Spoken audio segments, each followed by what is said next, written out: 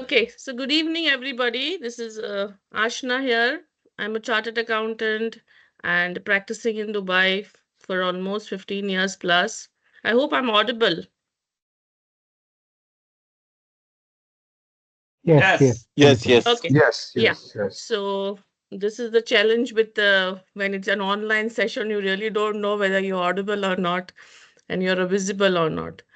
Okay, so the topic that is given to me is corporate tax return filing. So rather than going through and making PPTs, I thought of, actually downloading the entire CT return and going through practical way of how to fill in a CT return for you guys.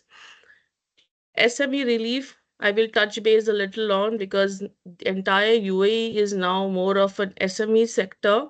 90% of the companies are SME, so it's very important to understand what reliefs the government has been giving for SMEs. And third, my most favorite subject is transfer pricing. What challenges this jurisdiction is facing? What are the disclosures the ministry is expecting? So we will touch base on transfer pricing disclosures as well. Time frame given to me is for 2 hours, but I'll try to finish it within the time. We are open for questions. It's more. I want it to be more of interactive session than it's just one way for 2 hours. So anytime, if there's any question, please unmute yourself, ask questions so that it's a little interactive session. And I'm happy to learn from both all of y'all because we are all qualified, by the way. So very open for your views and let's make it interactive.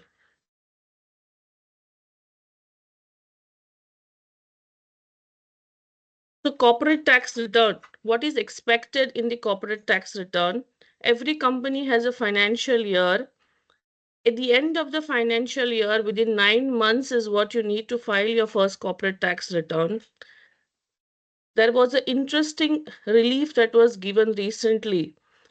Companies that did not register for corporate tax within the time frame were penalized 10,000 dirhams. But the government has given a relief that if you file your return within 7 months of the period, this penalty will be reversed. So please be mindful. Yes, the time frame for the first return for any of the return post your tax period end is 9 months. But if you have been penalized, there's a good opportunity here to file it within 7 months and get back that penalty refunded to you. How to file the return? The interesting part here is the Zemira portal. It's a self-assessment form. So anyone, any company can file their own return. You don't need a tax agent, you don't need a consultant to file your return. Yes, but you need them to support and guide whether they're doing it correctly or not. But this is a self-assessment form. It's unlike in India or any other country, you need certain consultant to attest it or certify your return form before you upload it. That is not what UAE has adopted. UAE has adopted a self-assessment portal form. Please file it on time. There are a lot of penalties. So if you don't file it within 9 months, the tax, suppose your Jan to December is the tax period that you're adopting, your first tax return has to be done by September, which is 9 months. So don't wait till September because there are a lot of options, there are a lot of compliances which you have to do and get yourself prepared over the period of this return of form that we will go through. You'll understand how many options and what choices you have to make, what documentations you have to prepare. So do not wait till the last minute. The auditors will also need time to check your data. So please be prepared on time. So this is how your portal looks like. There is a pop-up which is going to come as corporate tax filing. If you can see here, under the view option, if you click under the view option, you can cite your entire return. There are almost 8 modules to complete your corporate tax return. Each module has different options, different selections, different methods of calculations. The best part is that all you need to do is do the right choices. It's like a yes or no and fill in the figures. Finally, the summary will be calculated and the tax payable amount is automated here. I always say, as humor, you can add it here. Your first corporate tax return is no less than your marriage certificate. It is it is that choice that you make which sticks to you for your entire life. This is the same way for any company. Their first corporate tax return and the choices they are making now will always stick to them for their entire life. So please be wise when you're choosing. Please be wise when you're opting for the choices, because that is very, very important, and it will remain through for the entire life of the company. First tab is Can the. I ask a question at this stage? Yes, please. Now, I find it a bit, you can say, unfriendly in terms of you think, make a choice now and then you're done for the rest of your life. I mean, it's a very harsh thing to say for any regulatory body or to have it, because there are always exceptions. There are always ways of correcting those errors or having to come back. So I find it very difficult to understand actually. Can you elaborate on that? Yes, exactly. Choices when you make and when they are wrong choices and you have to amend them, there are chances of penalizing. So it's very important to understand that the choices has to maybe made very wisely in your first tax return. I think there are a lot of people who are already penalized if they have not filed or they have not registered for corporate tax on time. There is already penalties of 10,000 being laid. So that will similarly happen if you do not opt or you do not disclose something correctly and then go to amend things. As and when we go further, you'll understand from the slides how important it is to make choices in your first corporate tax return. If you do not opt it correctly, yes, you can always go and amend, but amendments will be at a cost. It won't be as easy as choosing the returns correctly. I hope I'm clarifying. No, correct. But is Yeah. the amendment process? So we filed like five returns so far, right? And that's one thing I've been a bit nervous about. Is like, so can I do appreciate there's probably an amendment process, but are you suggesting that there is some sort of fine for amending, even when it's a almost unprompted disclosure on our side? Yeah, so it will all depend, sir, Mr. Arnold, how and what amendments you will be choosing for. Suppose I will give you an example. It's a transfer pricing. If you are doing a payment to a connected party which you have not disclosed at their first corporate tax return, and after certain period you decide to disclose it, you never know what is the repercussions on the penalty side if the due tax becomes higher because of this wrong disclosure.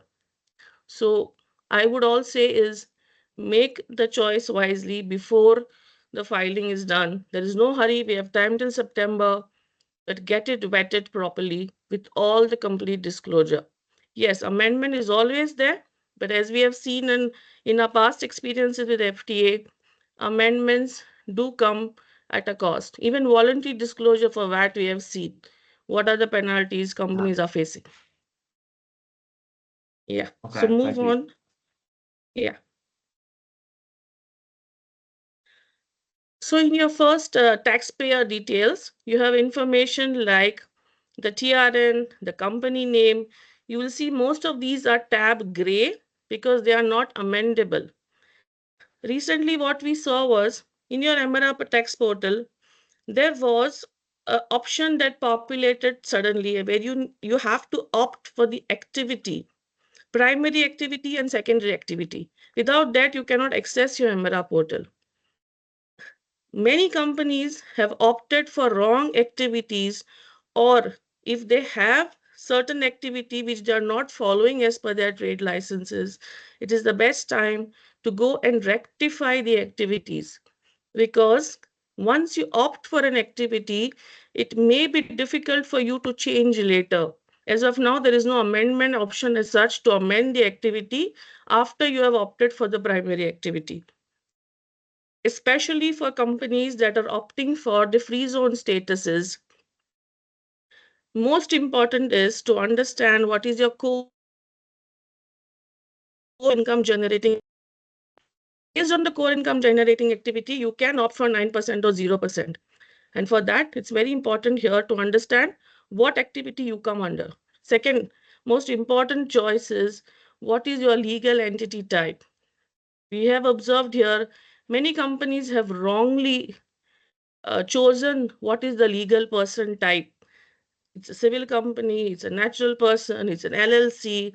This is very, very important because FTAs have started rejecting applications or commenting on the applications on amending the correct entity type.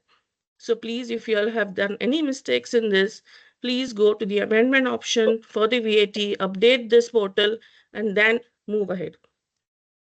Can I just ask a question here, Mrs. Ashna, please, if Yes, that's okay? please. Yeah, Yes, yeah. please. Sorry to interrupt this, but here again, the issue that most entities face is that a lot of the issues of that were declared on the Emara tax portal are either migration errors, and it takes a lot of time, lot of coordination. I mean, a simple one like branch of a foreign company. I think everyone has identified it for months in advance, and just to get that one single amendment done, it takes a lot of time. And I understand, rightly so, it takes the FTA time to process these things. But at the same time, the deadlines for registration, filings, etc., were all set in stone. So how do we reconcile that with the FTA? I mean, is there a way in which we can redress these genuine grievances that we face in terms of any amendments? And secondly, on the business activity list, also, I think everyone would be well aware that the activities on the list and the licensed activities are not in sync. The codes and all don't always match. Very often they do, but very often they don't, particularly in investment companies and things like that. So, how do we again address this? Because I am sure the FTA are aware and they will make the necessary amendments, but at the same time, time is always of the essence in filing returns, and we may not always be in sync with that. And these are genuine issues. We would like to make the right election right now, but it is possible that it is not available right now. How do we address that? Yeah, Thanks. so I'll tell you a couple of instances what we have adopted as. If you see the initial activity list, it wasn't that detailed. But now, if you see the activity list from the Emera portal has been very detailed. It's almost same in lines with what your licensing activities and the codes are. They are aligning all the free zones and the mainland will now align and will have a general full detailed code. It will take some time, but in the meantime, what we have experienced is if there is no specific code that you're looking at for, at least put it as a comment in the comments column to the FTA, write an email clarifying an entire activity so you have it on record that you have attempted explaining the activity whichever code is absent to the FTA. But if you see now that there is a particular code which you can opt for and which is to closest to your activity, then you should go and amend it because options have become wider now from the time the portal had started and now there's a lot of difference and a lot of more options have been added by the FTA. And there are attempts that it will go even more further with depth with the activity choosing option. But if you still don't find one which is closest to the activity, please add a comment on the portal so it is on record on the portal. Drop an email to info because we have experiences in the past where the FTA have seen where we have communicated to them and there are records, they do take it a little bit leniently. But yes, it is time consuming, but let's do it the right way rather than skipping steps. Then so all these are the major concerns. Legal entity type and activity has to be properly correctly chosen. If not, please go and amend your portals and get that aligned because this is very important going further. There are a lot of compliances which will come because of your activity, and your activity defines what your business is. So it's very important to highlight what is the right activity a business should choose.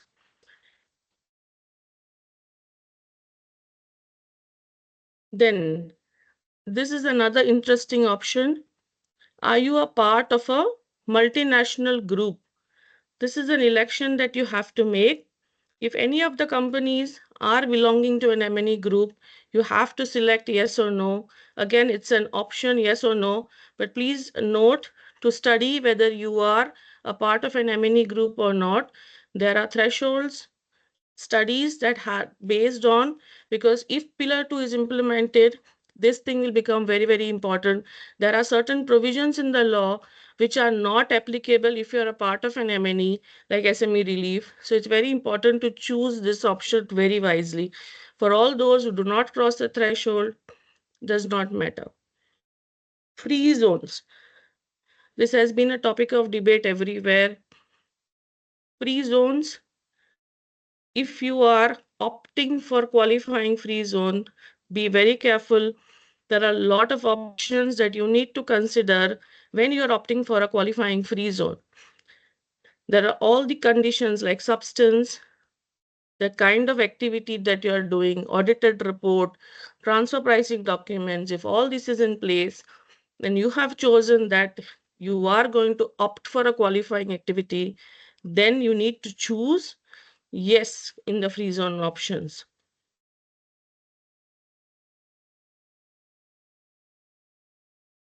Post that, at that stage of free zone, you only need to choose whether you are in the free zone and you're going to opt for a qualifying activity or not.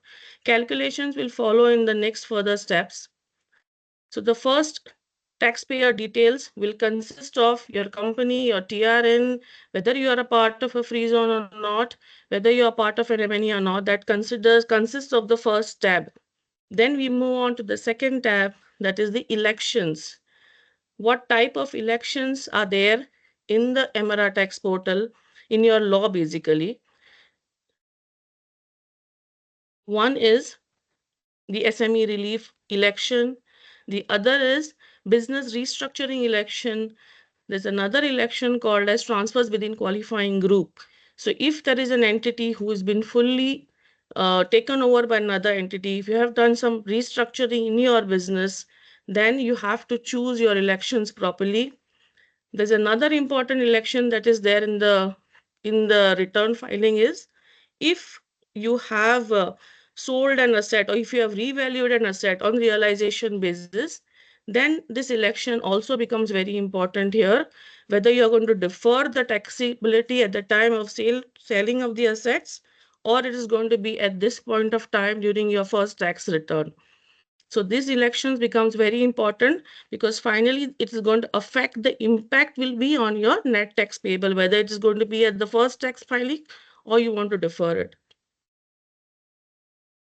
One other important part is none of these values, which is your accounting income, retained earnings, other equities, you need to see that most of the figures that you entered in the MRR tax portal are positive, other than just these three amounts, because a company can have an accounting loss, a company can have a retained earning which is at negative, and the equity can also fall at negative.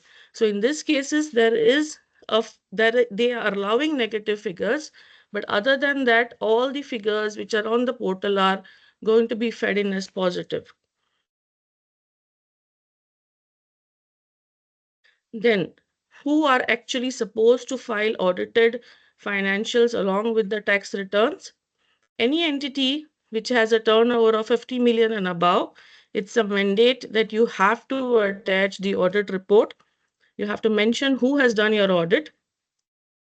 Other than that, any company that is opting for a free zone benefit, that if it is you are going to opt that you are going to have a 0% tax rate, then yes, you have to attach an audit report. So you have to choose yes under this option. Then what is expected in terms of accounting schedules? I would like to take you through an Excel return itself. Yeah, Miss Ashna, I have one question. Can I Yes. ask? Yeah. See, you were talking about the audited statements. Mm-hmm. There are instances where the companies are getting audited under the corporate companies commercial law. Whether Yes. that whether we are doing the audit under that commercial law, can we say no even then also? Because the tax under the corporate tax, the audit requirement is different, but under the other commercial also there's an audit which is to be done. So under that circumstances, do we need to mention yes or do we need to mention no? I would always say you declare if you have done an audit, it is better to be declared. But for some reasons, if the company do not want to submit the audited financial statements, it's not a mandate that they have to disclose whether it is. But yes, if you have done an audit, you have an audit report. I don't see much of a challenge why you should not declare that you are doing an audit. No, It is is it not a mandate. It is no, is not a it mandate. any to guidance? sub- Any guidance has come in this regard? Because as we know, in different parts of the world, that for the tax purpose, the audit requirement generally will be different. But under the commercial company law, it is from a different perspective. Generally, in the from a audit point of view, whether they have disclosed any further guidance, what are the aspects to be covered under the audit when it is above 50 million. So from that point of view, Okay, so you file your What audited reports on a needs to know basis, right? audit report is always based on IFRS, sir. So there is no question and there is no doubt here of what will be the basis for the audit report. Audit report will be done on the IFRS basis.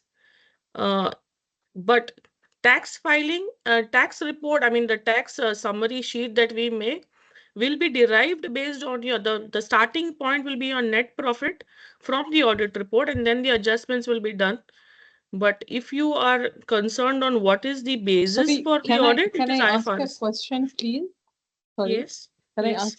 Yani, for a free zone company, it's a mandate to make audit report even if the company sales and expense less than 15 million. If you are opting for the free zone benefit. Yani, if the company is a free zone, but it's a new company, مثلا, yani, it's only 1 year, but they don't make any sales and expense. We should also, for filing, for tax filing, make audit report also.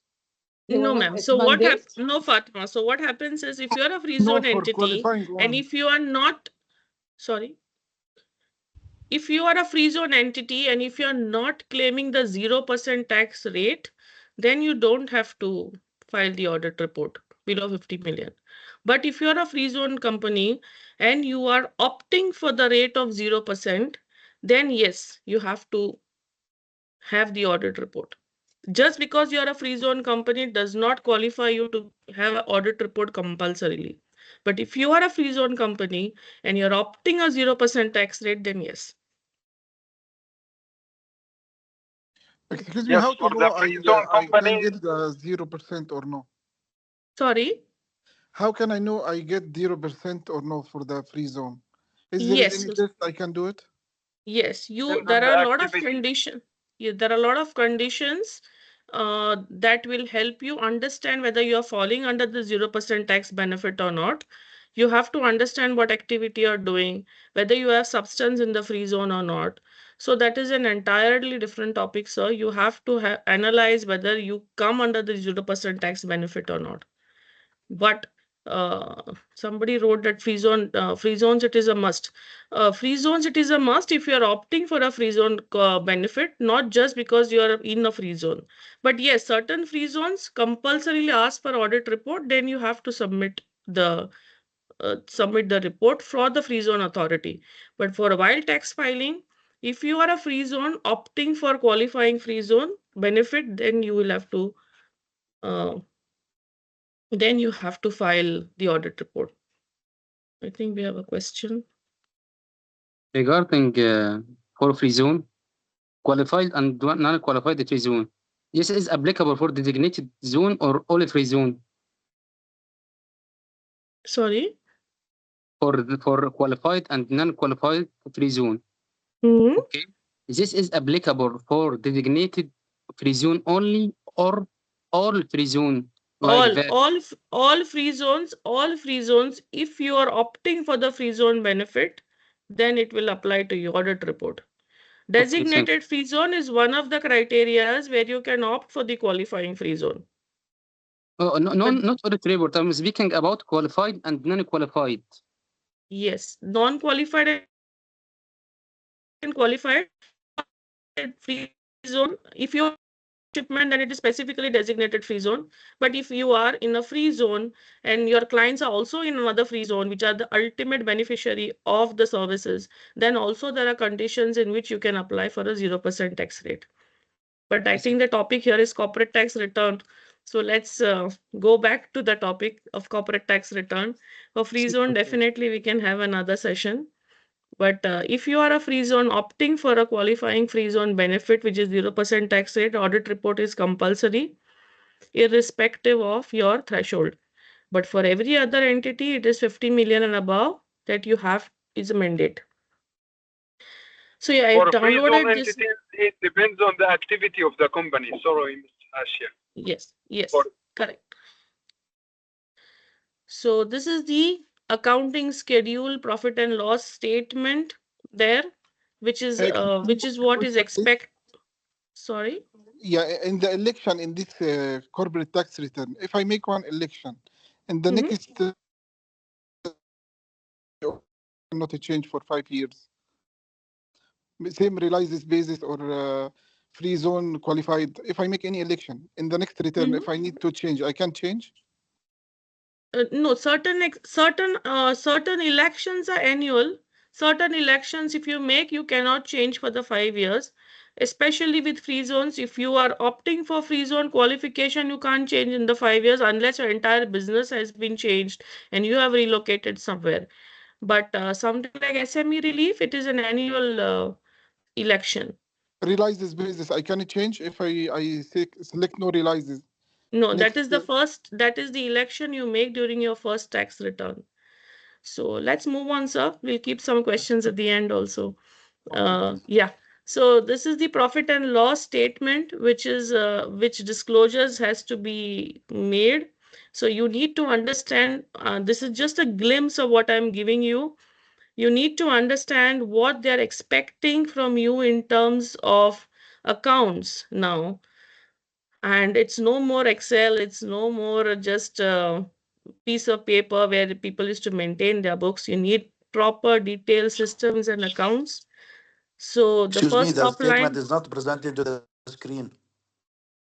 Oh, sorry, 1 minute. I You're will have to, only, yes. I will have to stop and share them.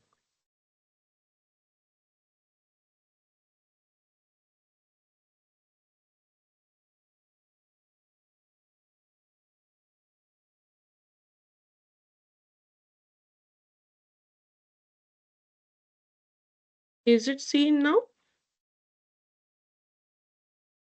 Can you see my screen, the Excel? Yes, we can see Yes. that. Okay. yes, we can see. Okay. Yes. So what is expected in terms of the return is the first top line is the operating revenue. You need to also disclose the expenses, gross profit, salaries and wages. What checks you need to put here is if it's a mainland, it has to match your WPS. If it's a free zone, you need to have proper records, match it with your labor contracts. Depreciation and amortizations, fines and penalties, they're asking for disclosures because this gets added back to your return. These are non-deductible. Donations, again, are non-deductible if they are not made to the right charitable institutions other than the list that the FTA has provided. Client entertainment expenses, this is a trigger. If it's only for the staff and if it is used for business purposes, it's 100%. Other than that, it becomes deductible at 50%. So be very careful on how your accounting is. And you have to have sufficient bills to substantiate these expenses. Other expenses, I don't see much there because it all depends upon how you want to book and what expenses you get booked there. But it is, if it's for business purposes, it will be deducted. If not, it will be get added back to your return. Ms. Aisha, Non-operating sorry, revenue. Ms. Aisha, sorry, regarding personal loan, is it deductible? Personal loan. Personal loan is first of all, loan will come as a balance sheet item, sir. So principal will get deducted from the balance sheet, and interest will need to be benchmark. If it's unsecured, secured. If it's from a shareholder, you need to understand what percentage of interest you are taking and why you're taking, and that will be a part of the disclosures of connected and real related party disclosures. So interest is deductible when it's a loan, but you need to understand the amount of loan and which party the loan is being taken from.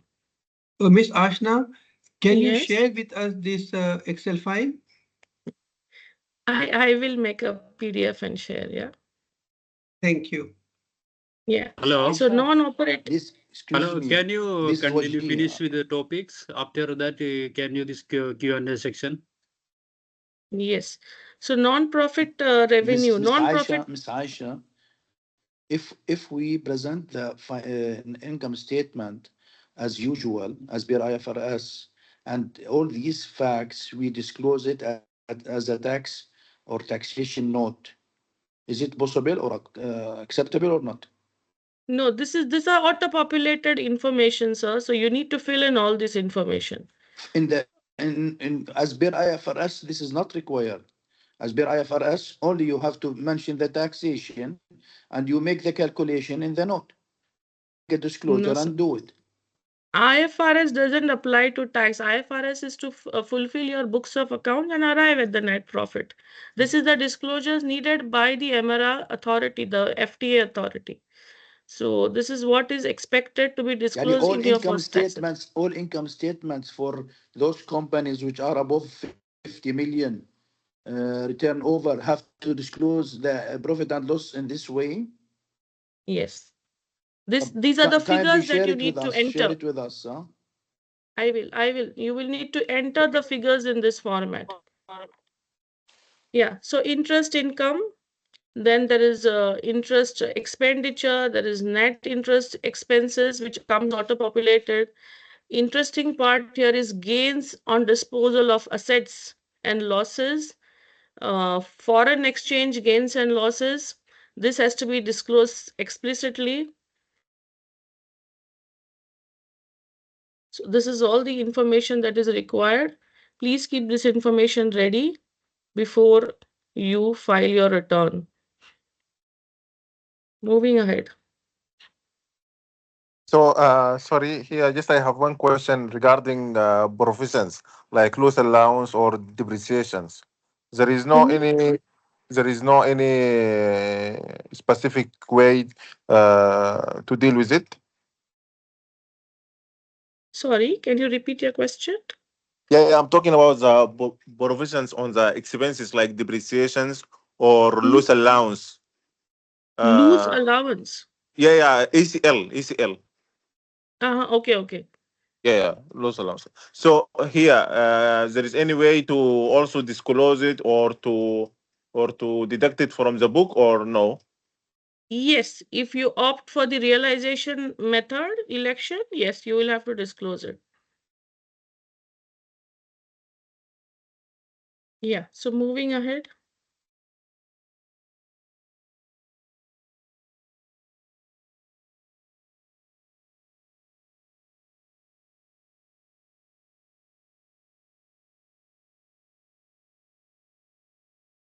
So there is another relief. There are two types of relief besides the SME relief in the law. One is qualifying group and business restructuring relief.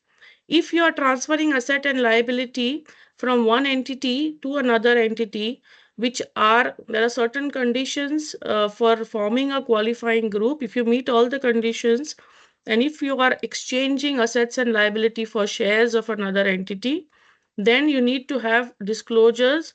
Who is the entities in the qualifying group? What assets and liabilities you are transferring? What are you getting in return for the assets and liabilities? And if you meet all the conditions, then these will be valued at not at market value, but at fair value. And you can skip the tax impact on this transaction.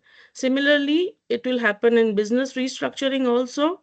If one business is taken over by another business, and if there is any profit or loss which arises because of this transaction, you can skip if you opt for this relief. But this has to be decided now in your first tax return if the transactions is happening now. So identify the assets and liabilities, Like if there is a free zone entity, a mainland entity, you have transferred certain assets from the mainland entity to a free zone entity, then please see that you analyze what assets and liabilities have been transferred, what shares have been given across, and there is another condition that these shares have to be held for at least 2 years of period, without which you will not be able to opt for this provision. Or even if you opt and you transfer the shares later within 2 years, then you will have to pay tax on this transaction. So please keep this in mind.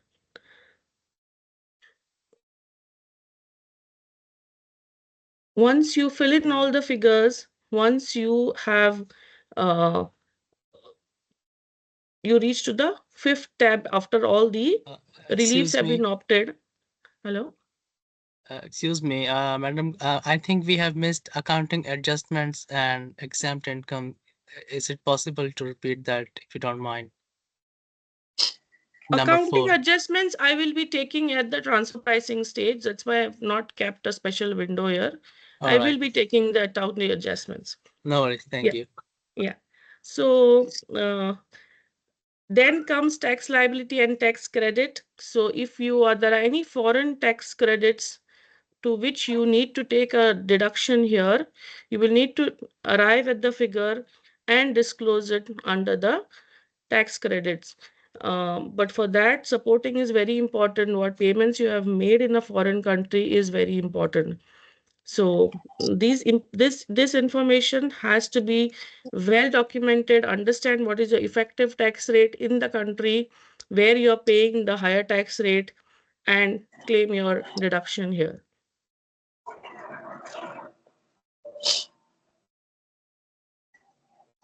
Uh, what are the attachments which are expected in your corporate tax return? The first attachment that is expected is a financial statement. Second is a documentation to support the market value of the qualifying immovable property. So here typically what is expected is a valuation report. Then documentation to support the market value of the assets liability at the start of the first tax period. So there are a lot of companies here who have balance sheets whose assets and liabilities are fully depreciated. So if you want to bring in the valuation and bring in the market value of those reports, you need to uh, have a valuation, bring in the assets and liabilities, bring in the assets at the market value in your books of revaluation reserves, and attach the valuation document. Then what is expected is a tax residency certificate in the foreign jurisdiction. If there is a foreign entity paying taxes somewhere and you have a PE here or a poem here, then you need to attach this document. The last one will be evidence again of the tax that you're paying in that foreign tax jurisdiction if you're claiming the foreign tax credit here. Once all this is done, you need to submit your return. You will get a notification like this that your return has been submitted. Amount that is to be paid will be shown as due, and you pay your return. So it's very important that you have this number for future reference, that your return has been submitted on time. Small business relief. And what is small business relief? A little brief about it. Ministry came up with a relief because 90% of the businesses in UAE are small. What is the definition of small? What they expect in terms of compliances for small businesses is what they highlighted. So they have been kind to businesses whose revenue threshold is 3 million and less than 3 million for the tax period, and for the previous tax period.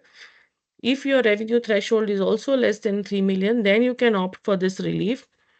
For how long can you opt for it? At the moment, it is to be opted till 31st of December 2026. But we are hoping that they may extend it further also. But at least for this 3 years, there is a relief, provided the turnover is less than 3 million. How do you opt for it? You opt for it in your first tax return. if you see whether suppose your tax period is Jan to December 24, once you arrive at your revenue, you need to opt in the portal that you want to claim the SME relief. Only then you can the entire, in fact, once you select the SME relief, most of the return of the other options will go off, because there is no tax due to you once you opt for this SME relief. But there is one catch here. If your entity is having a turnover of less than 3 million, and if there are losses, if you have a loss, then ideally you are anyways not paying taxes. So it's wise not to choose for an SME relief, because you'll not be able to carry forward these losses. So if you are an entity which is less than 3 million turnover, and if you still have losses in your first year or second year, it's wise not to choose an SME relief, because you can then take the benefit of claiming and carry forwarding this loss and adjusting it in the future tax returns. So please choose this option wisely.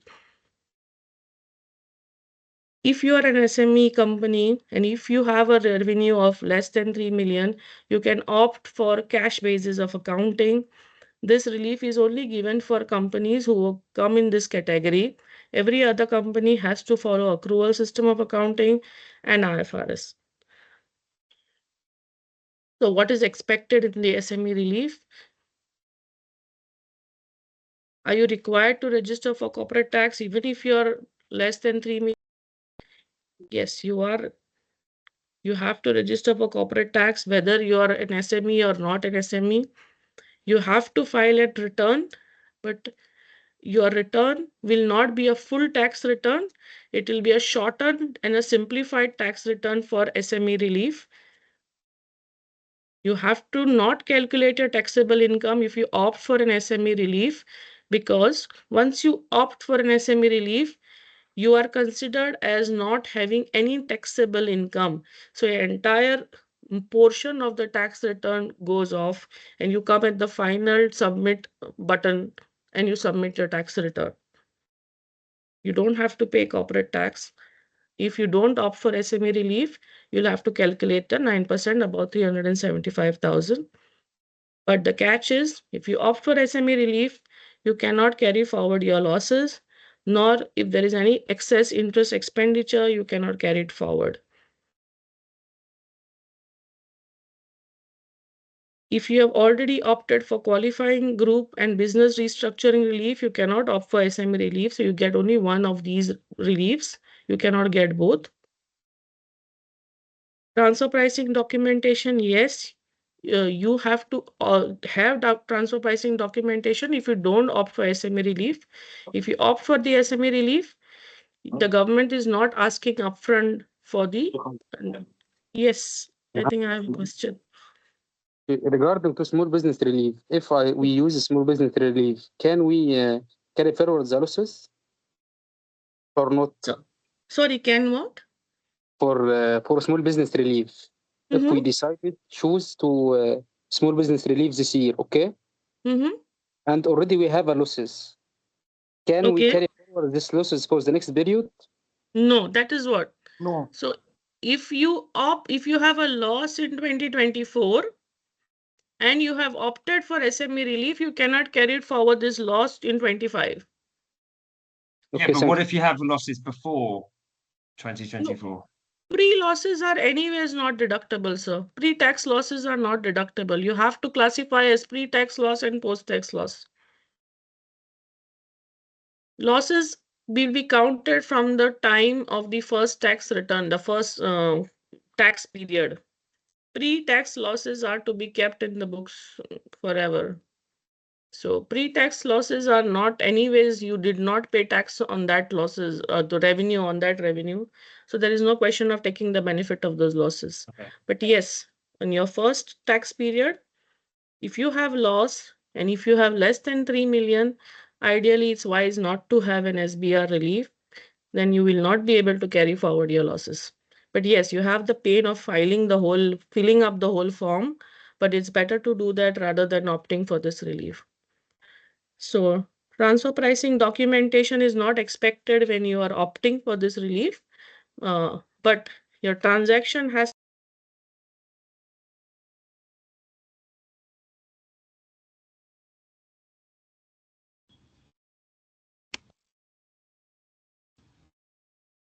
We are not able to You hear are you, ma'am. mute. You are mute, I think. Hello? Mute. Oh, sorry. So I was saying about transfer pricing documents.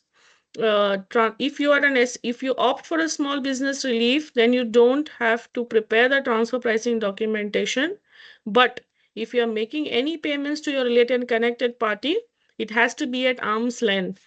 So please see that the documentations are maintained at the arm's length, and do I would say do your transfer pricing study thoroughly, because small businesses are very prone to making salary payments to their managers, salary payment to their shareholders, salary payments to their relatives of the shareholders. This is a typical practice in UAE, but see that you have proper benchmarking and underlying documents, because even if you are a small business less than 3 million, arm's length has to be maintained. Then carry forward of tax losses and excess of interest you can do, provided from the previous tax period. So previous tax period you can carry forward, but you'll not be able to adjust it against your taxable revenues. Why do you think the ministry came with 3 million threshold? They could have said 5 million is small business relief. They could have said 2 million is small business. This is just a judgment. This is not official on any of these portals. I think they have linked it with the definition of small and medium enterprises. If you see the definition on the ministry site of economy of small and medium businesses, there are three types of categories that they have classified in the businesses to: micro, small, and medium. That is trading, manufacturing, and services. So it is all based on the number of employees and the turnover the companies have. So if you're considered a micro business, if your turnover is less than 3 million, and depending on the nature of the industry you belong to and the number of employees, you will be considered as micro, small, and medium businesses in UAE. So I think they have derived the turnover threshold of 3 million from the word micro, and that is how they arrived at this 3 million figure. What you need to keep in mind is just the acronym of this micro. If you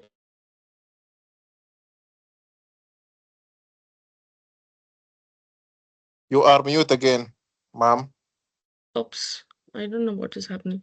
If you are a part of an M&E, you will not be able to opt for the SME relief. So please remember the acronym of micro, and you will always remember what is small business relief consists of. I stands for income. So the income and your revenue should not exceed 3 million in your current tax period and your previous tax period. So if 2024 is your first tax period, then there is no comparative tax period because that is your first tax period. But for next year onwards, 25, there will be a comparative tax period. So for 2025, when you're filing, it has to be 25 and 24. So 26, when you're filing, it will be 25 and 24. So you need to have a 3 million threshold less for all the 3 years in the year 2026. Very important to know. And your revenue will not just be your sales from the direct core. Your revenue will consist of all your other incomes also. So you need to be very you need to have accurately calculating your revenue, because that is what they're immediately asking for. C again is a comparative tax period. R is record keeping, very important to maintain the records Once you opt for the SME relief, FTA is asking for records. I will show you in the next slide how they are asking for information. O is the optional. It is optional. You have to elect the SME relief if you want to opt for it. So please remember this micro word and where it is coming from, and all your SME is covered. So in your tax return, SME relief, this is the way the question has been asked for. Is the taxable person a member of an M&E group? You have to choose no. If you choose no, then only you can choose the SME relief. Would the taxable person like to make an election for SME? And if they say yes, then rest of the return will be closed and you will you reach the last page of the return saying submit. But once we have opted for it, we have seen for our clients, this is the email that they got from the FTA asking for information. So this is how they're asking. If you see what they're asking for is very, very interesting. See the time frame that they've given. They've given 5 business days once you have opted for this relief. 5 business days to provide what documentation?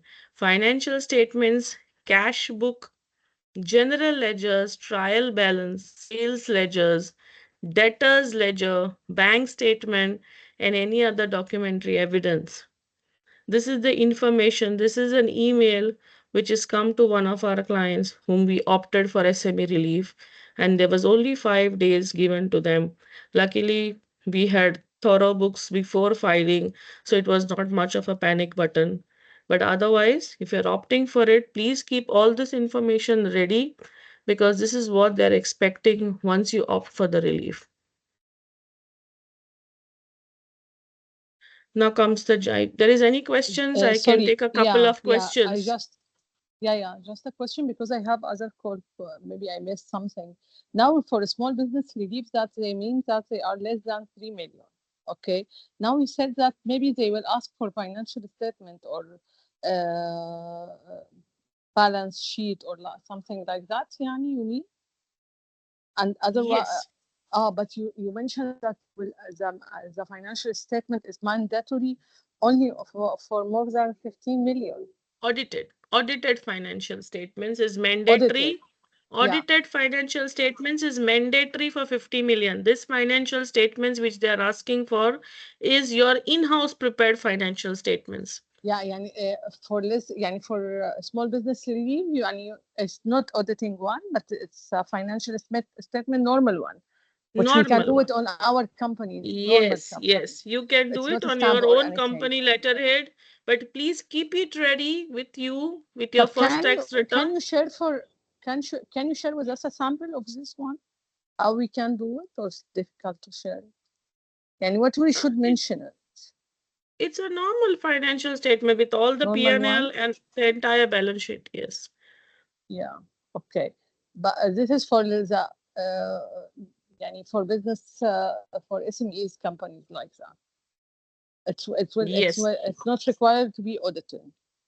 No, it's not required to be audited.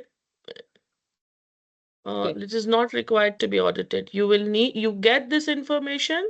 They are expecting you to provide in-house data. That's why they're asking for an entire set of. If you see the information that they're asking, it is the cash books, general ledger, trial balances, sales ledger, debtors ledger, bank statements, and any other documentary evidence. This is what they're asking. They did not say audited financial statements here. They have said financial statement. Okay. So we can use in-house financial statements for free zone company or not? Yes, sir. Again, if you have opted for the free zone benefit of 0%, you have to compulsorily give audited report. But if you are not opting for the free zone benefit, then you don't have to give audited report. You can give in-house financials if your turnover is less than 50 million. But if you are going to opt for the free zone benefit and if you are going to claim 0%, if we choose to we decided to make zero or qualified, this means that we need to make audit report. Yes, you have to make audit report. Okay. Excuse me, madam, I have a question. Yes, please. I have a question regarding accounting schedule where we have to disclose the expenses, and it includes like penalties and entertainment expenses. So some are the penalties which are deductible and some are non-deductible, like the penalties paid to the tax authorities and some penalties paid other than the authorities. So in that column, what kind of penalties we have to disclose, like deductible or non-deductible, and same as entertainment expenses? That you have to align your books with the IFRS, sir. Ideally, a definition of fines and penalties are those which are officially paid, like VAT penalty, or if there are RTA fines which are being charged, or municipality penalties which are there. This is what is ideally expected in fines and penalties. Okay, but I in that accounting schedule, for example, we have some other penalties which are paid to which are other than the tax authorities or the government penalties. So do we have to disclose all the penalties in that column, or do we have to disclose only those penalties which are imposed by the government, for example, all, sir, municipality or? all penalties, if you have been specifically levied as penalty, you have to disclose it as penalty because these are non-deductible. You cannot claim a deduction for fines and penalties. So you will have to disclose the entire penalties in that column as fines and penalties, provided they are levied to you as penalties. I'm not sure what other penalties you are referring to. If you are not comfortable talking on the call, you can always drop me a message or email later. But ideally, penalties are those which are levied specifically as penalties. And I can, in the UAE jurisdiction per se, it is more from the FTA or municipality or DED or all these government departments which levies fines and penalties. So these are to be disclosed. But understand, anything that you pay as fines and penalties has to be disclosed there because this is a non-deductible expense. To that extent, it will be added to your profit. Okay, all right. Assalamu alaikum. I have Assalamu a alaikum, Mr. question. Hassan. I have a question on the year end, which is declared initially when we were registering for the corporation tax. If it was, let's say, for example, if it was put in at the initial stage, it was a wrong year end put in by mistake, error, and the FTA actually went ahead and they confirmed it and they issued a deadline and we complied with it. But after submitting the tax return, we want to change the year end to the correct year end. Is there going to be a penalty on that? That why there was an error in But you are saying as an error. What was your tax period in your memorandum, sir? So memorandum was December year end, but the owner, he didn't know, he didn't have the memorandum. The person who made the corporation tax, he asked about which year end you want. He said put June because this is the one I want, and submit to the tax authority. They accepted June and they gave a deadline of March. And March 25 they submitted it, the accounts, and it's fine, everything's fine. But he went back to MOA and he found that it is actually December. So he's saying, what should I do? One option is to go to the authority and to tell them that we want to change their year into June, so everything is fine. Or to go back to the tax authority and say that it was actually wrong. Can we revise it now? So No, I don't know. it is the ideal way to do is to amend the tax period. That I don't foresee any penalty here. We have amended a couple of tax periods already. You can go to the portal and amend your tax period. And once you amend your tax period, they will ask you for supporting. That's the time you need to attach the memorandum, which has the correct tax period, and get it aligned. You will be given a shorter tax period time frame for that gap that is there to align it. And then you will be, for the next term, you will get aligned because you've already filed till March, you're Yes. saying. Yeah. Yes. So Okay, you makes will, sense. yeah. Thank you. Mr. Hassan, assalamu alaikum. Assalamu Yes, alaikum, Mr. Hassan. walaikum salam. Yeah. Please, Mr. Hassan, if one company in the financial year, this the 1st of January to end of December 24. In 23, the man is total sharehold 5 million. But this 24, it's come below 3 million. He can submit small relief. Yes. So whatever has happened in 2023 is not a tax period. So your turnover of 23 is not relevant. You have to take the first tax period as the base.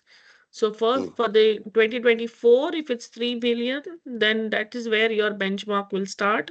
In 25, you compare to 24, and 26, you compare to 25 and 24. Okay, معلش second point in the same question he asked Mr. before me تمام about this اللي هو tax financial year تمام it's mandatory to be matched with the MOAA تمام memorandum of association ولا the tax buyer he has right to choose any financial year. Sorry, I didn't get that. About the tax financial year تمام the tax buyer has the right to choose the financial year as he need from June to مثلا June, or he must follow the memorandum of association.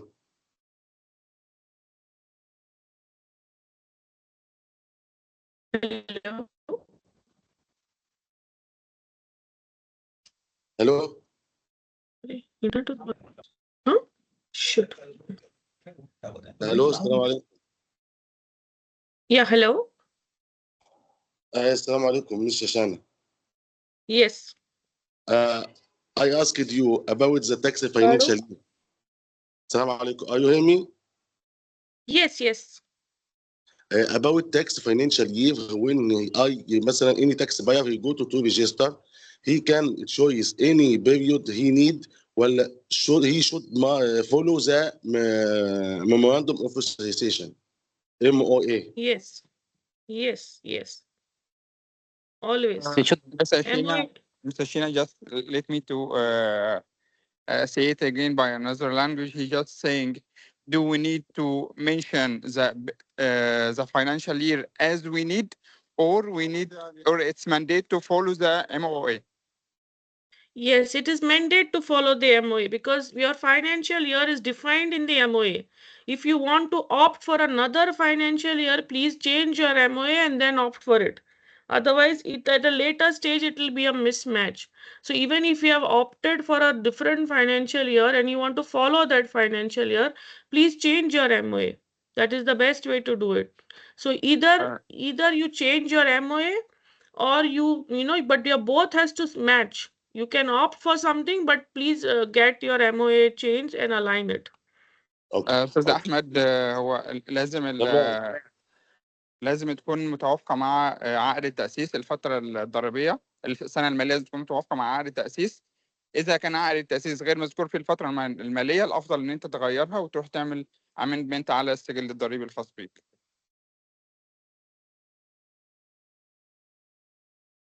Thank you. Okay, thank you. Yeah. Hello, good evening, ma'am. So then. Hello, good evening, ma'am.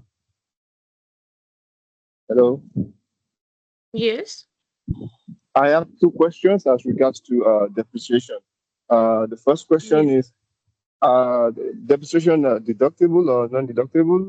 And if, let's say, it is deductible. The second question is there any percentage specified by FTA for the depreciation, or we can continue as per what we use in our company? Yeah, so depreciation is going to be followed as per IFRS. It is deductible provided it is in the IFRS. It is IFRS compliant that you have opted for it. There is no specific percentage of deduction that has been given from the FTA side. It is fully as per IFRS. So you have opted IFRS, then it is deductible. It is a deductible expense provided the assets are used for business purposes. Same treatment will be for provision? Yes, you have to make a depreciation provision. I have one question, please. Yes. Regarding, there is many company in free zone. They just start the business and there is zero threshold, no sales, no revenue. How they can make the first tax return? They can elect to be qualified, or they have to wait for the next year to check. They make the qualifying point to be qualified? Yani first year zero revenue, zero income. How they can the first tax return?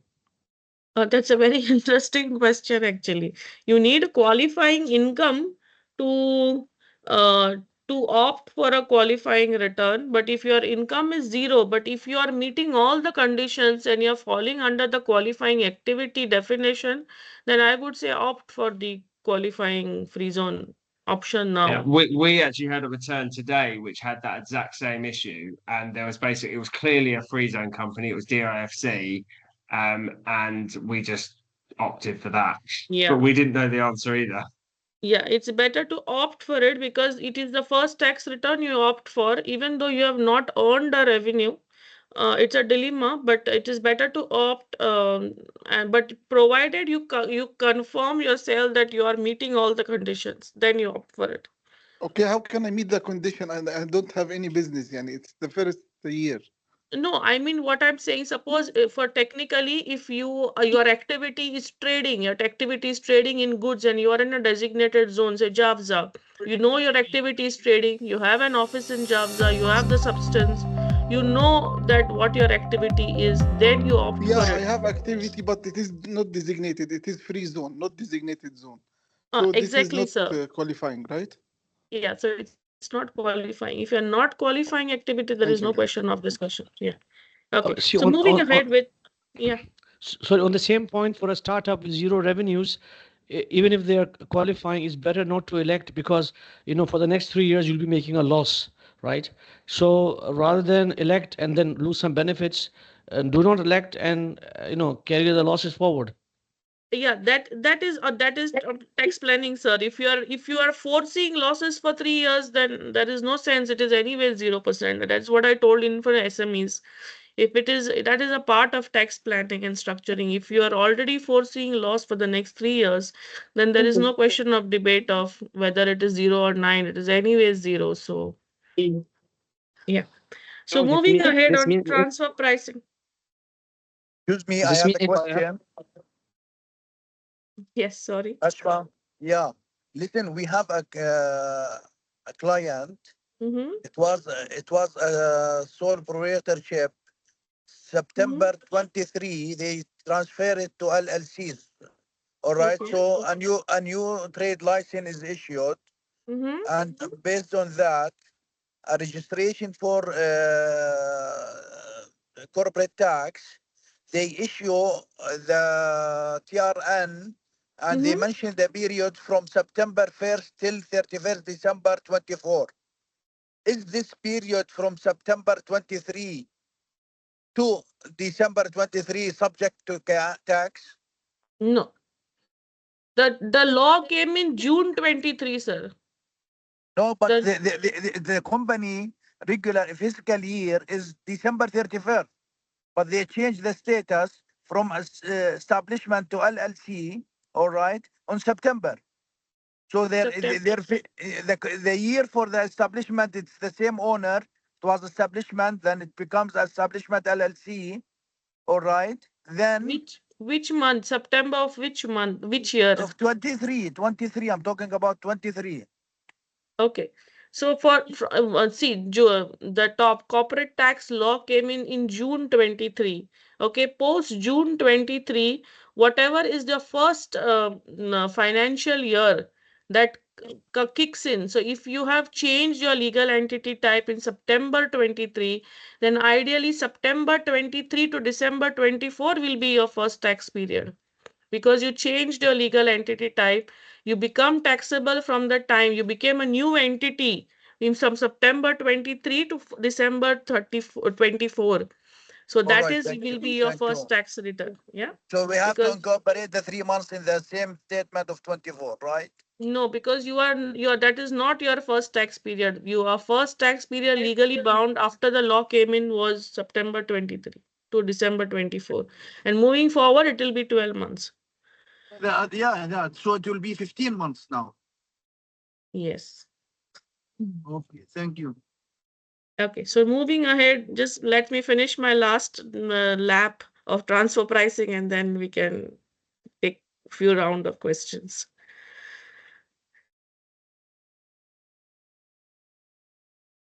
Oops.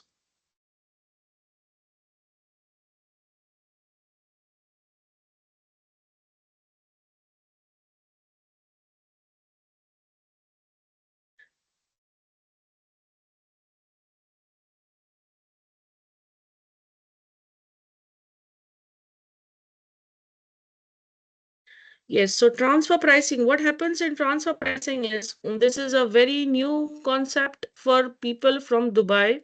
But if you see all the other countries and jurisdiction, transfer pricing has been evolved a lot, especially with all these uh, tax jurisdictions which have already been implementing taxes for years, like India, UK, Singapore. Transfer pricing is not a new term, but for UAE per se, it's very differently adopted.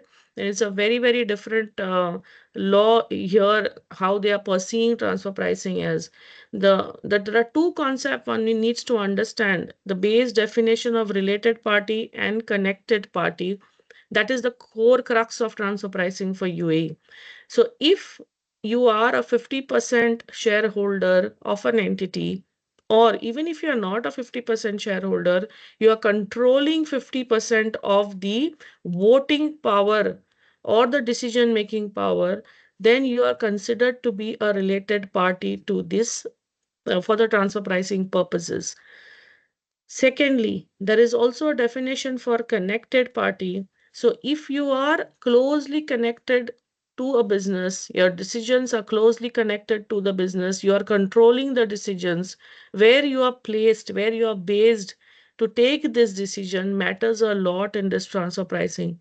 So if you today you're sitting in UK and controlling your business entirely, which is based in UAE, then this is going to be very crucial on how you disclose your figures in your return.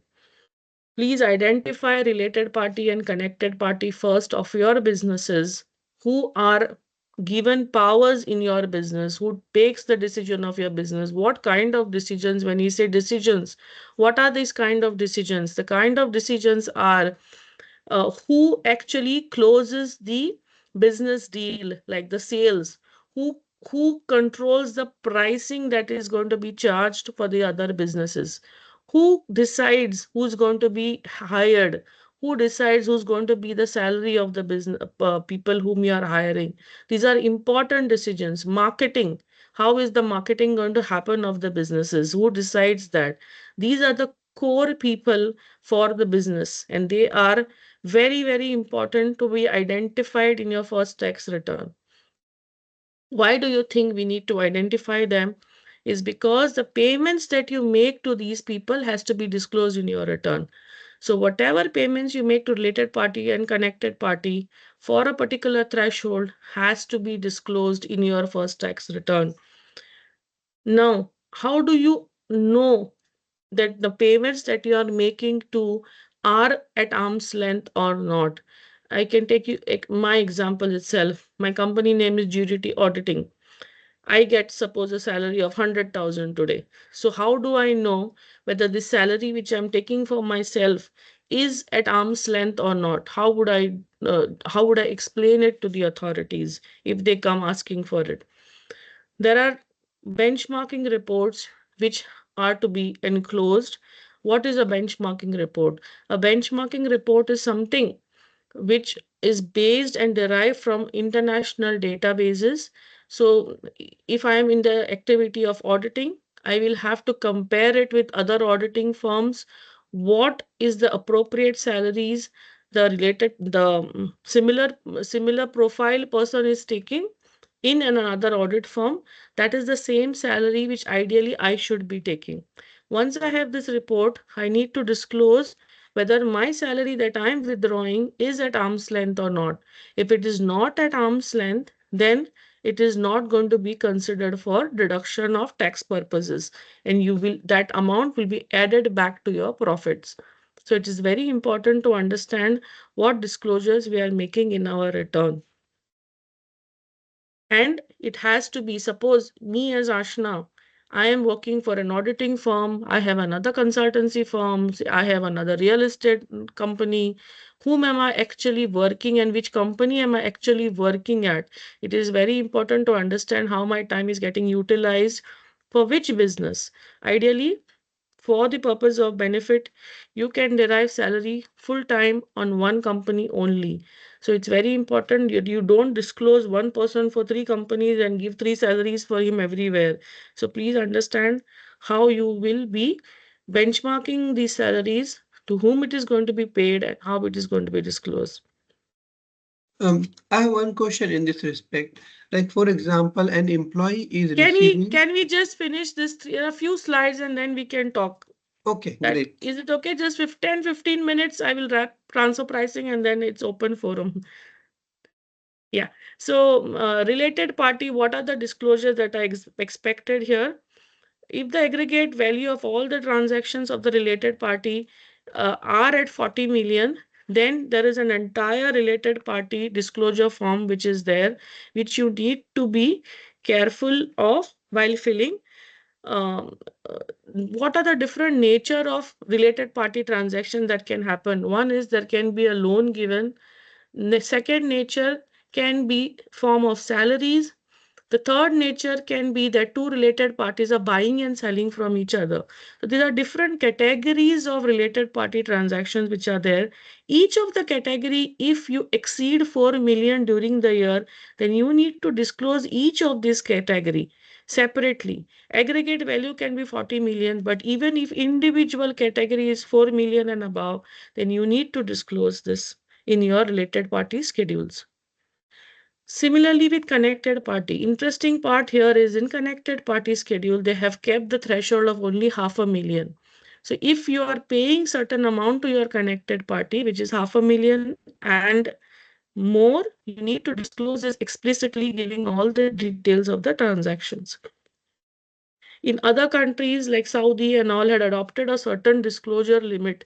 Here, they have not kept any disclosure amounts or any threshold amounts, I would say, for arm's length. So even if you are paying 1 dirham, you need to see that it is at arm's length.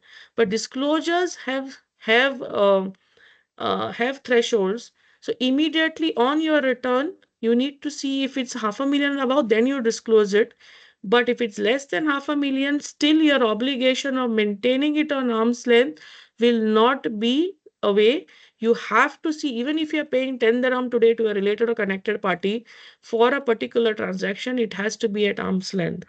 So that obligation is on companies, but disclosure thresholds are related party 4 million and above per transaction and connected party 500,000.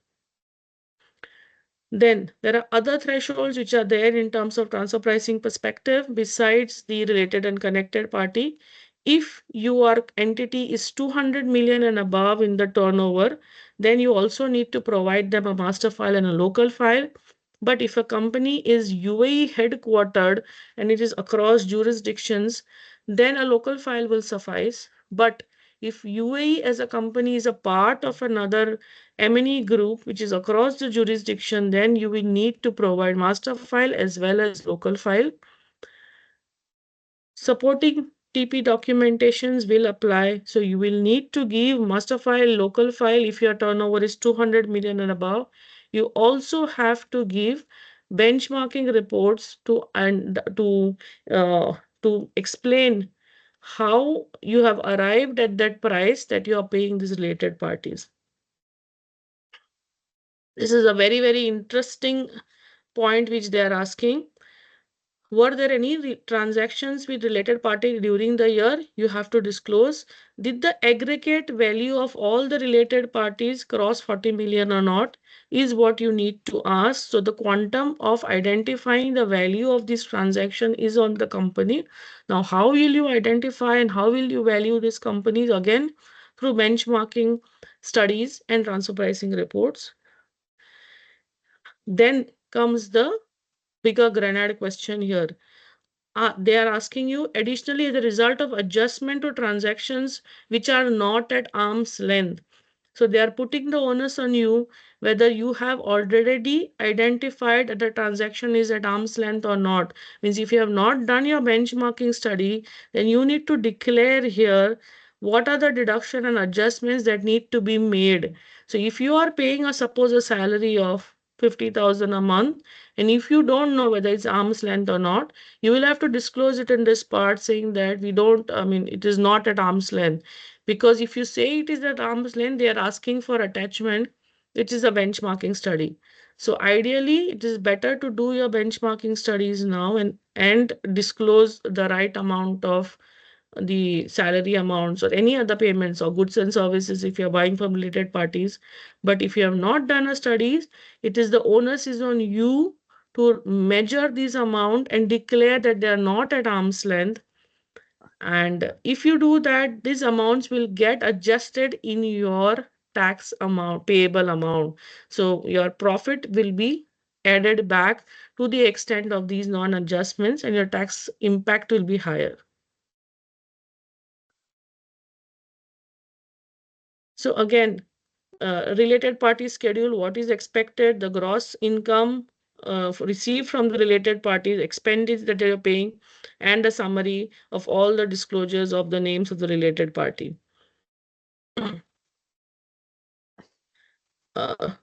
What are your related party names, their legal names. So you need to declare their legal name, their TRN, in which country they are, in which free zone they are, in mainland, what nature of transactions you are undertaking, whether it's goods, services, intellectual property, interest, liabilities, etc. You need to declare all this information in your disclosure forms.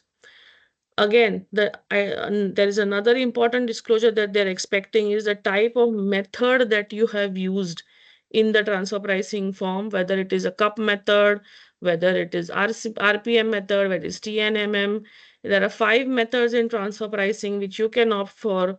There's also a 6th method that you can opt for. It all depends upon what is the method that you're applying to come to that value of the price that are payments that are made to the related and connected party. But if you do not disclose it correctly, there is a tax adjustment that will be done, and the difference between the arm's length value and your gross value will be minused from your, will be added back to your profit, and you'll have to calculate the tax. So this is a part of the disclosure form. If you see, you don't have to do much. The minute you declare the values, all these information will be auto-populated and your tax will be calculated. So in fact, arriving at the tax amount is very much simplified, provided your disclosure values are very, very correct and fixed. So if you can see here, there is sale purchase, there is service related transfer pricing disclosures, there is royalties if you're getting from intellectual properties, interest, income, assets, liabilities. The disclosure is detailed if you are having transactions with related parties. What are the key takeaways from today's session is first is the registration. Please note to register your entities. Even if you have not registered today, it's a right time to register. File your return. There is high chances you'll get back your penalty of 10,000. Opt for the correct tax period. There are mistakes that companies have made. Even if you have made a mistake, rectify it or get your memorandum aligned. Third is for the financial statements. SMEs are exempt from giving audited report, but in-house financials are important. They need to have an in-house financial statement. If you are 50 million and above, or if you are opting for a qualifying free zone person, you will need to give an audit report. Auditors details will be have to be declared if you are giving an audit report. Interesting part is involve them in your stock taking. If it's a stock centric company, like the heavy inventory, make them count your stock, because there is lot of write-offs that can happen, and lot of write-offs means expenses are higher. To claim the benefit, please get this audited. Record keeping, you need to keep your records. FTA can come anytime asking for it. SME relief, opt it wisely. If there is loss, I would say don't opt for it.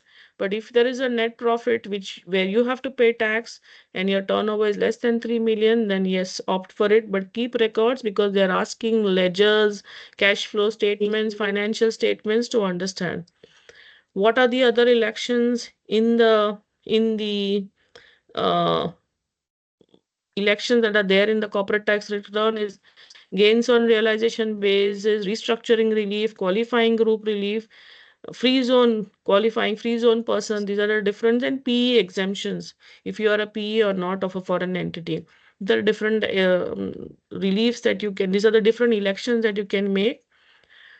Tax residency. Tax residence status check if you are also falling under the tax resident status of another country. Poem is what people need to identify. A lot of people who are on golden visa here now, they're sitting here making the decisions here. Companies are somewhere else. This attracts UA corporate tax law.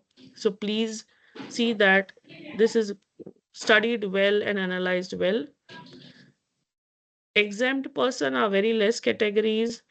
If you are an exempt person, then please file to the FTA within 60 days of you becoming an exempt person. And yes, it is a self-assessment return. So you can always file your own return.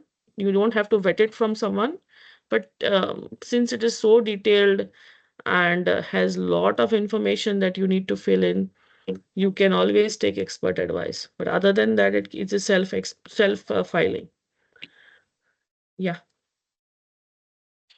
So, sorry, if I can ask a question, are we open for questions or? Yes, we Okay. can ask. So just a question with regards to the exempt, claiming the exemptions. Now, a lot of the basic exemptions are available on the Amara tax portal, but there are some exemption criteria which are not yet active. So, for example, in the law, if you see for foreign airlines or shipping companies operating in UAE, there is an exemption provided there is reciprocity in their home country.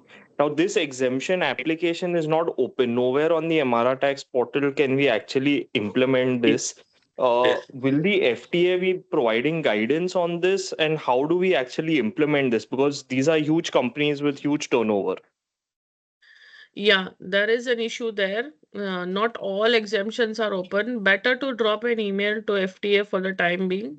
We still have time and see what they're saying. But yes, there is a issue there. We know. In your view as a professional, would you estimate that the FTA would take a pragmatic view, because these are obviously not questions of law, these are just operational issues which no industry would not accept a tax penalty or a tax liability coming, and neither should the government of UAE. So how do you, in your opinion, how do you think this would work? See, we have always seen UAE as a tax jurisdiction has been evolving really well. I don't see a challenge why they will not do. I'm sure they are also aware about it, and notifications will come shortly, is what we are expecting. Okay. I also have a follow-up question with regards to the Pillar 2 implementation. Now, the latest guide which has come says that even if you are a free qualifying free zone person, but if you are part of an MNE, then the Pillar 2 will be there and you will have to pay 15% even though you are eligible for 0% in the first year. Now, any entity or any group which has, structured it on the basis of the release of the law of the FTA, suddenly you are negating their entire structuring, and UAE no longer becomes an attractive destination for trading or logistics. How does that work in the UAE? Yeah, so what happens in Pillar 2 is if you go to the details of Pillar 2, I think somebody's mic is on, I'm not sure, some sound is coming. Uh, if Pillar 2, if you study the Pillar 2, then there are certain carves out for Pillar 2. So it's not that just because you're a part of MNE means you'll have to pay 15% tax. There are a lot of carve outs in the Pillar 2 exemptions. There are employee-based carve-out, substance-based carved out. So you need to analyze whether the entity, even though you are part of an MNE, not necessarily you will be under the purview of Pillar 2. So Understood. yes, it's very important to study Pillar 2 impact on your entities. and then choose the option. But Okay. you will Thank you. have to Thank you say so much. yes in your M&E. Yeah. Sure. I have Thank you. question, please. Good evening. I have a question. Yes, please. When the It's manager, regarding he's the the owner of transfer the company. price for One connected one at a parties. time. It's okay. It's I'm okay. asking about, listen, for connected person, if the elected person are many, not one, total should be 500 or each one can be 500,000? Each one can be, sir. There is 500,000 for no each person. threshold on what payments. There is No, no no, threshold يعني of like what payments you can make. salaries, bonus, allowances, it should not exceed for each person than half million, right? No, you can pay, sir, provided you are doing it at arm's length. So that is Yeah, so what I I have to said. make also for the elected persons the transfer price. Yes. But even if this minor amount, very minor amount, like 100,000 a year. See, if you like, if the person whom you're paying to is a connected person, is doing an accounting work, an accountant, what salary in your industry should ideally be paid? If it's 10,000 dirham, then 100,000 is not a big amount. But if an accountant is supposed to be paid 5,000 a month, it is 60,000. You're paying 100,000. Then this 40,000 is considered to be an extra that you're paying. So yes, you better to make a proper document. It's not always benchmarking, doesn't mean you have to be extensive databases. There are different methods of benchmarking. You can see the open databases, salary sites which are available. You can always see there as well if it's a small amount. So this will happens only through transfer price study, right? Yes, yes. Now sometimes if the transfer price shows that the salary should be more than is given, and if we make the calculation, allowances should be 1.4 million, and the actual collection is 7.2. This difference is not accounted for.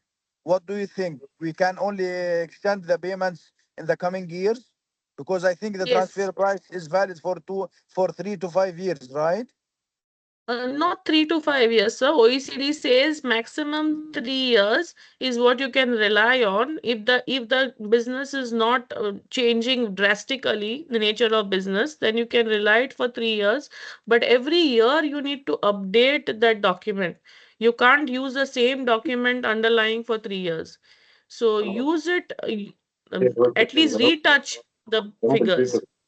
Can One we question, please. can we increase the salary in the coming years if the transfer price shows that the salary should be higher than this? Yes, you can, provided you have a proper documentation.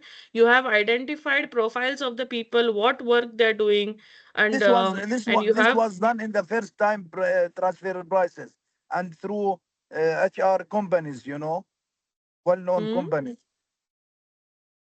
Yes, then you can definitely increase the salary. What is stopping you? If the transfer pricing is supporting and your profit margins are there, provided you are paying so much that you are in loss, then it is not justifiable, sir.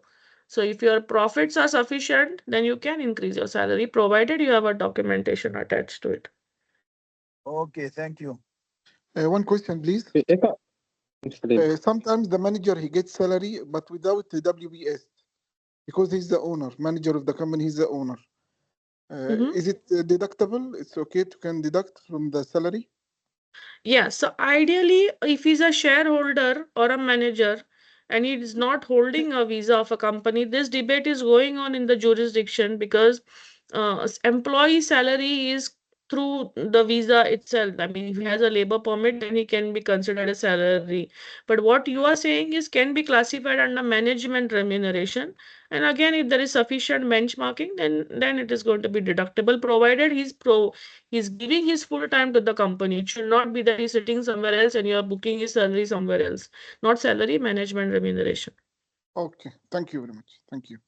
Okay, if we have a company in mainland, okay, and this company have a branch in Free Zone company, okay. So the main here will be mainland, or I will follow the instruction for mainland or for Free Zone. Sorry, you have an entity in the mainland and in the free zone. Mainland. Yeah, entity in mainland, and this entity have more than one branch in Free Zone. like Jabal Ali free zone Okay. or Mizan free zone? Yes, so there is a concept of domestic P and a foreign P, sir.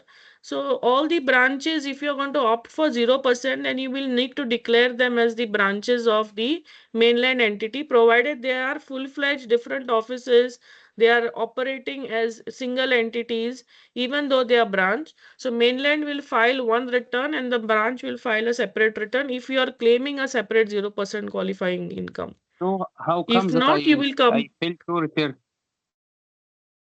Sorry? How comes that I need to fail to return not one?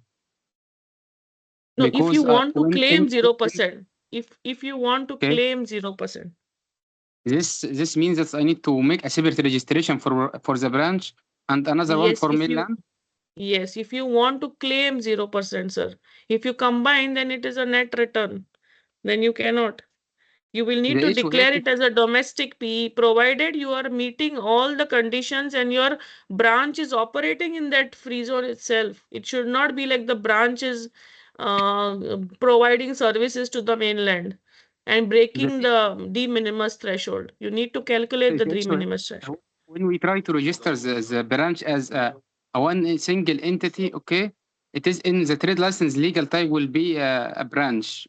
FTA will search for the owner of the company, and after that, advise to register in the main user. Yes, but in the corporate tax MRR return itself, portal itself, you will find, sir. I mean, I can take you offline and show you one of the days. Yeah. What are the options to file? Excuse me, I have a question. Yes, please. I have clients, some companies here, they do not have trading activities or any business activities, but they just hire employees and they outsource those employees are they outsource those employees to their related parties. For example, company A is having business activities and company B just hire the employees and they outsource to company A and the salaries are paid by company A. Okay, so can company A has to does company A has to record all the salary expenses Yes. for So the if you see the VAT law, so there is a guideline given for the visa facilitation. If you follow that to the T and you do your books correctly, you will not face this issue. You refer to the VAT guideline issued by the FTA for visa facilitation. So the company that has the visa has to book the salary and then do a recharge to the other companies to whom they are giving the employees. That way you have a proper bookkeeping and accounting system. You whoever is your employee, you have to pay the salary to that employee first because they are on your visa, and then you recharge to your related party. So you refer to Okay. the VAT guide, your question will be solved, sir. Okay, so the company who is employing the like who is getting the employees of other companies, they cannot record the salaries expenses in their books. Either it is paid No. by company A. Yes, you have to that and the person who visa gets the company visa, their salary has to paid by that company, and they can recharge it to the other company. So your accounting system has to be aligned first. All right, thank you, madam. Yeah, here I have another question. So for some employee, they were sent here to work in the UAE, but in their home country, for example, in China, they already have another employment there. So they have a salary in China. But in order to work here in the UAE, for example, in their branch, in order to satisfy WPS and visa rules, they also have the salary here in the UAE. So that means for the same person, it has two salaries. One is, for example, in China. Another one is here in the UAE. So we want to know the salary which was paid in China by the head office, is it deductible here or not? So the salary that they are drawing from China in her head office is for what purpose? For the work that they're doing in Dubai? Yeah, actually, those persons they were employed by they were the employee of the head office. Head office sent them here to work for the branch. The branch Relocation. They relocated. They relocated them here. Yeah. Yeah. So So like in China, they have the salary. They also have the social insurance expense there. No, social interest expense. This is another country cost, so that will not be deductible here. Okay. After the relocation, you can then claim it as an expense here. Okay, because proving your, unless you can prove that their time was spent for the UAE entity sitting in China, it will all depend upon how you make a documentation to defend that in China, they were sitting in China and they were providing all the services to the Dubai UAE entity, and their Yes. entire time was spent for the UAE entity. Then you can claim it as an expense, but this will be subject to your documentation defend. From the period of relocation, yes, you can claim, but during that period where they were based in China and the head office was in UAE, you can claim as expense provided your transfer, because this is a related party transaction. Your employee is of UAE, but head office is paying the salary. So it's basically you will need to have a strong documentation to defend this. But in the in the real practice, sorry, actually their salary have two parts. One is distributed in China. Another part is distributed here by the WPS. So of course, for the local WPS salary, we book it as the salary. But how about another part, which was paid directly from the China head office? No, is it still, are you still following this practice that a certain portion of the salary is still borne by the head office, even though they're sitting in Dubai? Yes. Because here, in order to work here, the local branch will apply the visa for them. They are the employee of the local branch. But at the same time, the head office also pays them another part of the salary. It was like the total salary was divided into two parts. One is distributed in the UAE, another one is So distributed in China. The easier way to solve this, I would suggest, is you need to have a contract with your head office. I need to further study this transaction, but just from my transfer pricing, I would say that have a contract with your head office wherein you agree that salary, whatever from WPS you're paying, you pay here, but you recharge your head office to the extent of expenses of these employees in the terms of, I mean, cannot call it as salary, but maybe you can call it as certain allowances that you are recharging them. So even though you're getting it reimbursed from your head office, you need to raise an invoice as recharges in terms of allowances and then claim it as an expense here. Okay, thank you. Sure. So I hope this, salary. yeah. Freelance Maybe salary last question. allowed or not allowed? Freelance salary without any document. Yes, freelance salary is a very big question. Government has already come up with a freelance visa. So ideally, freelancers need to be taking a visa and then doing the work here. Uh, uh, if not, they should give you an invoice because they are the one who is giving the service. They are the one who are getting the payment. They have to give the invoice. But it is very risky from that freelancer perspective because ideally a freelancer should not work without a visa. And there are a lot of freelance visa schemes which are already given by the government. They are given from this perspective that people take the freelancer visa and then do the business here. So I would say better to push it down to the freelancers that they need to give you an invoice and a receipt when you're making them a payment. Thank you very much. Thank you. Hi, can I have a question? Yes, please. If company A related party with company B, and the company A gives the company B loans, must the company A charge interest on the company B because it's a related No, party?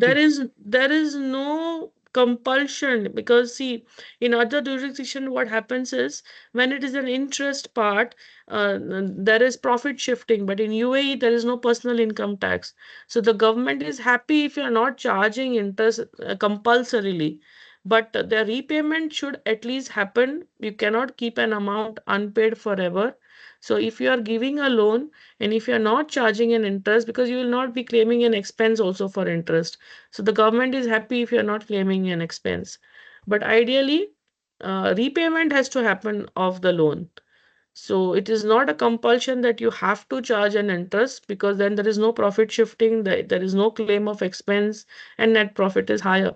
But ideally, for anybody who's giving a loan, interest is a expense that you can claim. So do your benchmarking of the interest and then claim the interest. Okay, thank Sorry, you. on the same question, if a business is run by a son and his father, also a businessman from another company, gives the loan to his son, that's again a related party transaction. And even though you've said that the interest, you don't have to charge interest, but the auditor, the audit was done and the auditor said that it is a related party and it has to be arm's length. And we had to make this interest, uh, you know, Again, elements. again, there are mixed views here. I'm not Right. saying that it is a compulsion not to 10 charge. minutes. Ideally, this jurisdiction, the government will be happy if you don't charge interest, because you're not claiming it as an expense. If you compulsorily charge, your profits will always be higher. You're paying tax on higher on the tax side. So it depends upon how you show it in your balance sheet, rather than showing it as long-term loan. There are way to restructure it. Quasi-equity is an option. There are short-term loans as an option. So you need to, when it comes to debt, it is important to know how you are structuring it and how you're showing it. Again, I'm saying charging interest is not a compulsion to ditch down, because in this jurisdiction there is no personal income tax. So government is happy if you're not charging, because any which ways you're not claiming expense, your profit is higher, you're going to pay higher taxes here. But again, how you show it in your balance sheet is very, very important. And what nature of loan it is also very important to study.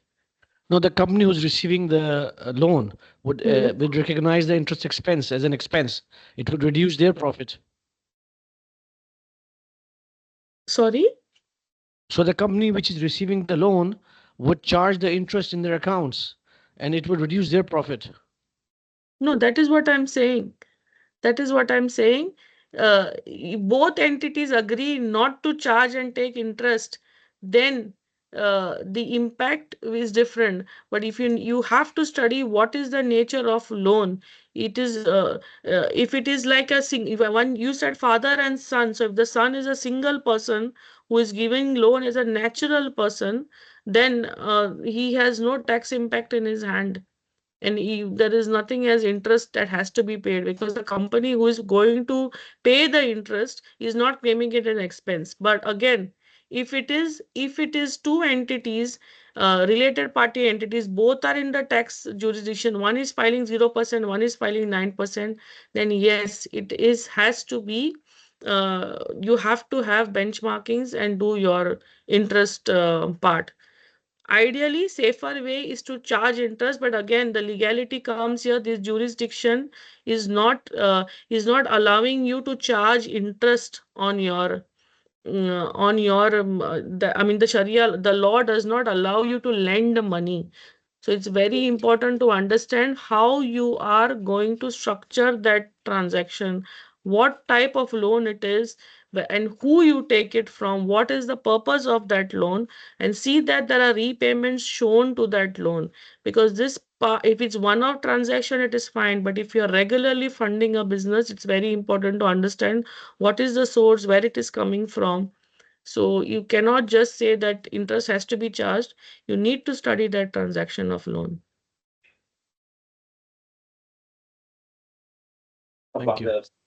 One question: if we have company in Medan free zone and another company in Jabal Ali free zone, this company will be qualified same treatment under city umbrella. Sorry, what? We have one company in Medan free zone.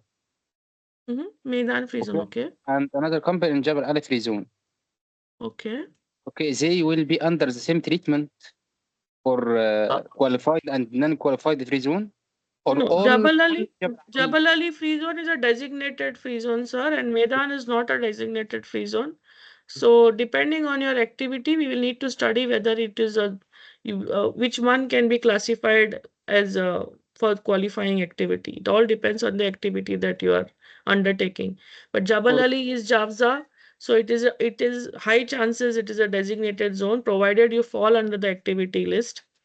And Medan is not. Medan will not applicable for qualified free zone. Medan is not a designated zone. If you are Yeah. not doing the correct activity from the qualifying, there is a long list of qualifying activity. So Yeah. if you are not coming under the purview of qualifying activity, then you will not be able to claim 0%. Okay, thank you. Hi. Regarding free zones, I just have a question whether SPVs, special purpose vehicles, can they meet the substance requirement? Because they don't have any employees, they cannot have any office, they cannot rent an office. No, that is the same issue with offshore also, right? Yes, That is the so same issue with offshore also.